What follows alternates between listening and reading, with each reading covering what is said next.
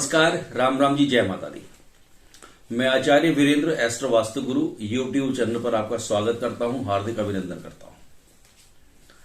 आज की इस वीडियो के अंदर मैं बात करूंगा गंडमूल नक्षत्रों के बारे में। आज की जो वीडियो है ये हर जनमानस के लिए बड़ी उपयोगी है और विशेष रूप से जिनकी ज्योतिष में रुचि है, ज्योतिष के विद्यार्थी हैं, ज्योतिष पढ़ रहे हैं।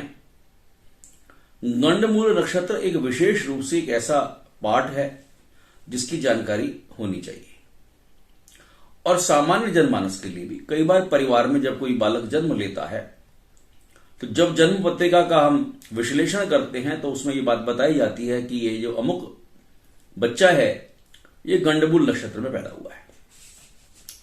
और कई बार माता पिता इस बात को लेकर के बड़े चिंतित हो जाते हैं क्योंकि कुछ ऐसी बातें ऐसे बच्चों के बारे में बताई जाती हैं कि माता पिता के लिए बहुत भारी होता है, बड़ा कष्टकारी होता है।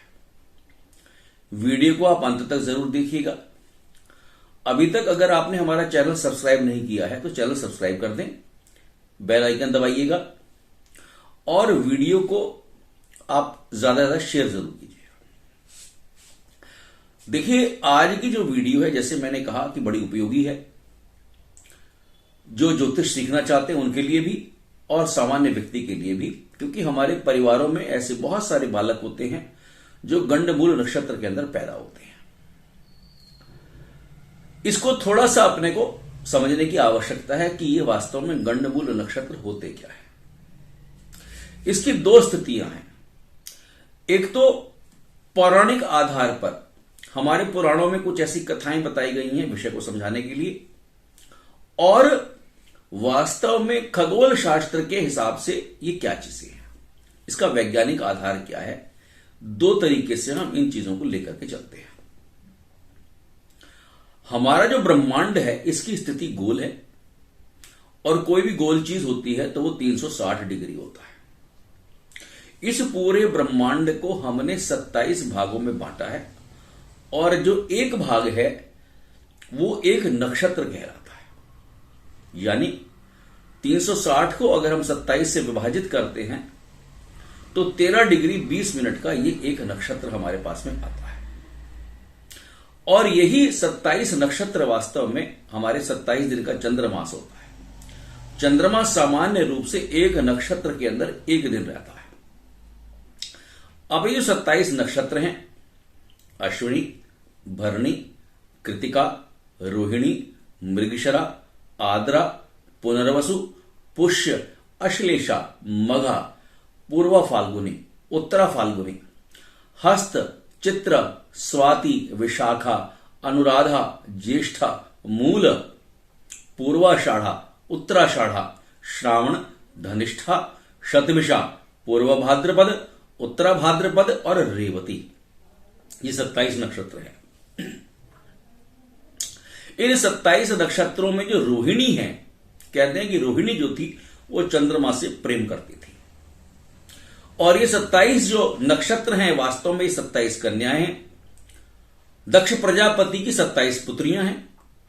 रोहिणी चंद्रमा से प्रेम करती है और चंद्रमा भी रोहिणी से प्रेम करते हैं। किंतु बाकी जो 26 कन्याएं हैं ये भी चंद्रमा से प्रेम करती हैं। और इन 26 कन्याओं ने भी चंद्रमा से विवाह करने की इच्छा जताई और चंद्रमा का विवाह कहते हैं कि फिर 27 इन कन्याओं के साथ हुआ, जिसमें एक रोहिणी भी एक थी। इन 27 कन्याओं में 6 कन्याएं ऐसी थी जिनका आचरण चंद्रमा के साथ उतना मधुर नहीं था। ये 6 कन्याएं ही वास्तव में 6 नक्षत्र हैं। कहते हैं कि इन नक्षत्र में जो जन्म लेने वाला बालक होता है वह बड़ा असाधारण होता है, अद्वितीय होता है। अगर सही दिशा में चला जाए तो सबको पीछे छोड़ देगा, और अगर खराब में चला गया, गलत मार्ग पर चला गया, गलत रास्ते पर चला गया, तो वह उस दिशा के अंदर भी बहुत ज्यादा गलत स्थिति तक पहुंच सकता है।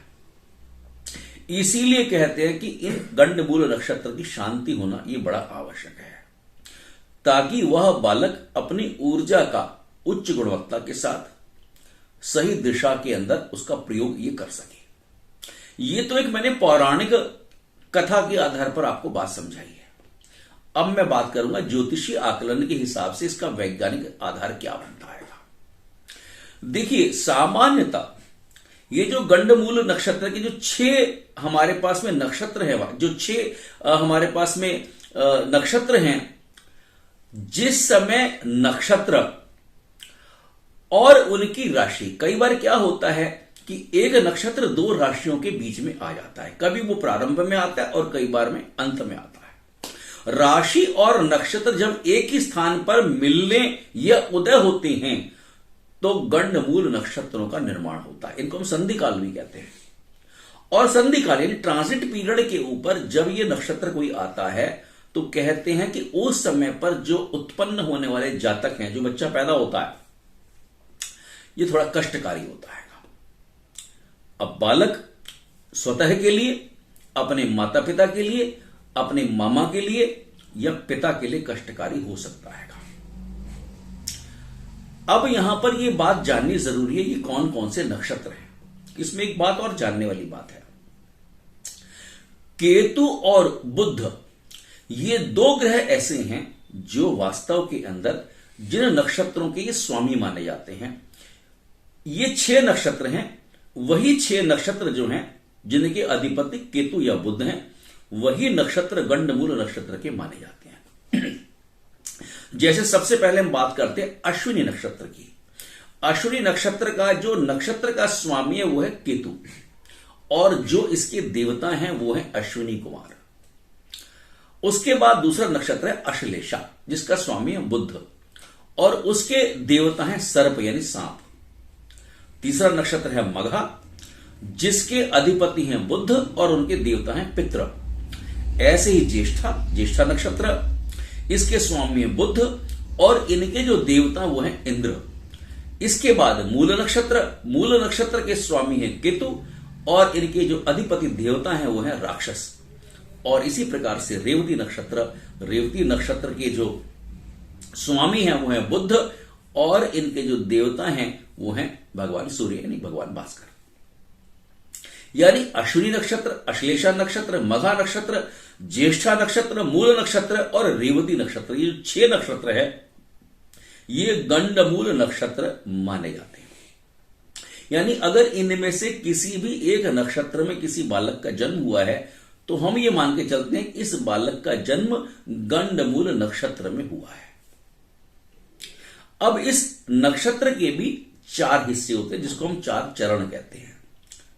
पहला चरण, अगर कोई इनमें से किसी भी नक्षत्र के पहले चरण में जन्म हुआ है तो वास्तव में ऐसा जो बच्चा होता है वो अपने पिता के लिए जो है वो थोड़ा कष्टकारी होता है, ऐसा कहा जाता है। दूसरे चरण में अगर उसका जन्म हुआ है तो माता के लिए और मामा के लिए कष्टकारी होता है। तीसरे चरण में है तो धन की हानि उसके जीवन के अंदर रहती है। और चौथे चरण के अंदर अगर बालक का जन्म हुआ है तो कहते हैं वो बड़ा शुभ माना जाता है, ऐसा भी है। चतुर्थ चरण में वो शुभ मानते हैं इसी नक्षत्र को लेकर के। अब बात ही आती है जो गंडमूल नक्षत्र है वास्तव में ये दोषकारी क्यों होते हैं? क्योंकि जो नक्षत्र है वास्तव में नक्षत्र, लग्न और जो राशि है उसका जो संधि काल है उसको हम अशुभ मानते हैं, इसको हम ट्रांजिट पीरियड कहते हैं, ये जहां पर ये मिल रहे होते हैं। और जो गंडमूल नक्षत्र है वास्तव में ये संधि नक्षत्र ही होते हैं, इसीलिए इनको अशुभ मानते हैं। और जो गंडमूल नक्षत्रों के अधिपति देवता हैं वह भी बुरे प्रभाव देने वाले होते हैं। ये जो नक्षत्र है वास्तव में अगर मेष राशि वाले हैं, कर्क राशि वाले हैं, सिंह राशि हैं, वृश्चिक राशि वाले हैं और धनु राशि वाले हैं, ये जो राशियां हैं इन राशियों के आरंभ या अंत में ही ये नक्षत्र वास्तव में आते हैं। और जो हमारा काल पुरुष है उसके अनुसार इन राशियों का प्रभाव जो है वो जातक के शरीर के ऊपर, मन के ऊपर, बुद्धि के ऊपर, आयु पर और भाग्य पर पड़ता है। इसका असर क्या होता है? गंडमूल नक्षत्र का असर क्या होता है? ऐसा बालक जो इन गंडमूल नक्षत्र में जन्म जिसका होता है उसे अपने तथा अपने परिजनों के काफी सारे कष्टों का सामना करना पड़ता है। उसके ऊपर अपने पे कष्ट भी आ सकते हैं, उसके अपने परिवार के ऊपर और जो उनसे जुड़े हुए व्यक्ति हैं उनको कष्ट का सामना। दूसरा, स्वास्थ्य संबंधी कष्ट, हेल्थ को लेकर के परेशानियां ये आ सकती हैं। माता पिता और जो उसके भाई बहन हैं उनके जीवन पर भी बाधाएं आती हैं और उसके जीवन के अंदर नेगेटिविटी यानी नकारात्मक प्रभाव जो है वो बहुत ज्यादा हावी रहते हैं। और ऐसे जातक के परिवार में जो दरिद्रता है वो पीछा नहीं छोड़ती है, दुर्घटना का भय रहता है और कई बार जातक को ये लगता है कि भाग्यहीन हो गया, भाग्य साथ नहीं दे रहा है। अब देखिए हमारे यहां पर देखिए इस नक्षत्र में जो पैदा होने वाले लोग हैं, बहुत सारे कुछ असाधारण भी लोग बहुत पैदा हुएंगे। मतलब अगर वो किसी अच्छी फील्ड में चले गए तो बहुत आगे तक चले गए हैं और खराब में गए तो बहुत खराब भी हो गए हैं। अब इसका उपाय क्या है? गंडमूल नक्षत्र में जो बच्चा पैदा हुआ है उसका उपाय क्या करना है? देखिए, क्योंकि जैसे मैंने कहा कि 27वें दिन पर वही नक्षत्र जो है दोबारा से आता है, क्योंकि हमारा चंद्रमा 27 दिन का होता है।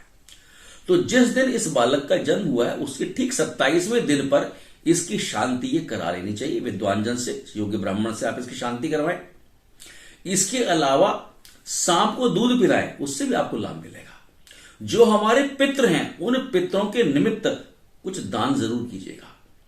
और गंडमूल शांति के लिए जो है आप किसी ब्राह्मण को बुलाएं, उसको भोजन कराइए, वस्त्र है, दक्षिणा है, बर्तन है, अनाज दे करके और तब आप उनको विदा करें। शिवलिंग स्थापित करें किसी मंदिर के अंदर अगर ऐसी व्यवस्था हो सकती है। और इसके अलावा जो है आप अमावस्या को गऊ है, स्वर्ण है, अन्न का दान है वो आप कर सकते हैं। और माता पिता अगर 6 महीने तक श्री विष्णु सहस्त्र नाम का अगर पाठ करते हैं तो बड़ा लाभ मिलता है। अब यहां एक बात और बताना चाहता हूं, जब हम किसी योग्य ब्राह्मण को बुला करके गंडमूल शांति की पूजा करते हैं तो हमें बहुत सारी बातें ध्यान में आती हैं। पूजा के सामान के अंदर 27 नदियों का पानी, 27 कुओं का पानी, 27 जगह के कंकड़ पत्थर, देव मंदिर की जो मिट्टी है वो हम लेते हैं, 27 चौराहों का की मिट्टी हम लोग इकट्ठा करते हैं। इसके अलावा चींटी का जो बिल है उसकी मिट्टी लेते हैं, हाथी के पैर की मिट्टी है, जो घोड़े का अस्तबल है उसकी मिट्टी हम लेते हैं, सांप की बांबी की मिट्टी हम लोग लेते हैं। ऐसी अनेक चीजें हम लोग इकट्ठा, 27 पेड़ों के पत्ते हैं, 27 तरह के फूल है, ये सारी चीजें हम लोग, लकड़ी का एक हल बनवाया जाता है विधि विद्वान जब इसकी पूजा होती है। उसके पीछे एक बड़ा कारण यही रहा होगा कि पिता जो है वो घर से बाहर निकले, इन सब चीजों को इकट्ठा करे और जब वो बाहर निकलेगा पिता तो इन सारी चीजों को क्योंकि उसकी जो नॉलेज है, जो उसका अनुभव है, जो उसका ज्ञान है, वह ज्ञान अपनी संतान को देने के अंदर, उसकी परिपक्वता के अंदर, उसकी मेच्योरिटी के अंदर बड़ा काम करेगा। क्योंकि जब हम बाहर निकलते हैं नेचर के साथ, जब हम कनेक्ट होते हैं, इतनी जगह से जब ये सारा सामान हम इकट्ठा करेंगे तो निस्संदेह हमें ज्ञान लेकर के आते हैं। और पिता अगर ज्ञानी होगा, पिता अगर समझदार होगा, पिता के पास सारी नॉलेज होगी तो वो अपनी संतान को, जो संतान असाधारण है वास्तव में, गंडमूल नक्षत्र में पैदा हुए बालक असाधारण होते हैं, तो ये सारी जानकारी पिता अपने पुत्र को दे, इस भाव के साथ शायद ये हमारे संतों ने, महापुरुषों ने इस तरह की व्यवस्था जो है हमारे समाज के अंदर ये की होगी। आज की वीडियो आपको रुचिकर लगी होगी और रुचिकर के साथ साथ ये ज्ञानवर्धक भी लगी होगी, ऐसा मेरा विश्वास और मानना है।